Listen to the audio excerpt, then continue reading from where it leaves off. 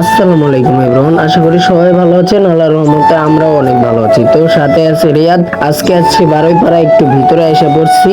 তো তার জন্য গোলঘরে আমরা বেশি দিন যাই না। আগে যাইতাম কিন্তু এখন যাই না, এখন অতটাও ভালো লাগে না। আর এখন যাইতাছি হলো আকাশ ভাইয়ের সাথে দেখা করতে।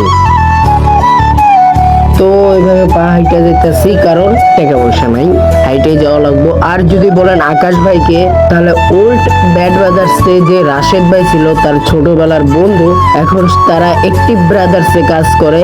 তারা অ্যাক্টিভ ব্রাদার্সে ভিডিও বানায়। তো তাদের ভিডিও মাঝে মধ্যে দেখি, তাদের চ্যানেলটা সাবস্ক্রাইব করে রাখছি। যখনই নতুন ভিডিও আসে তখনই আমি সবার চ্যানেলে যাই ভিডিও দেখি। তো তার দোকানের কাছাকাছি চলে আসি।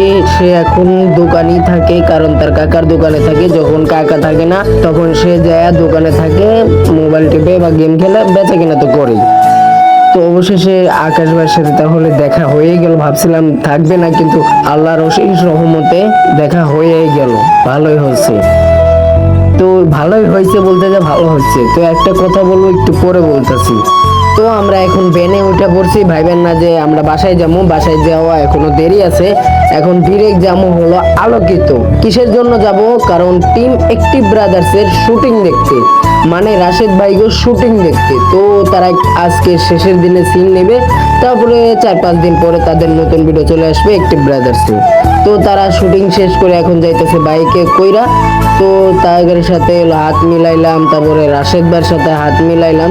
তারপর সজীব ভাই বাদাম দিতে চাইলো, আমি নিলাম না। তারপর জোর করে দিল, তারপরেও সজীব ভাইয়ের লগে হাত মিলাইয়া তারপরে গেলাম। তা আসলে তারা খুব ফ্রেন্ডলি। আসলে দেখা করতে আইলে তখনই বুঝতে পারবেন।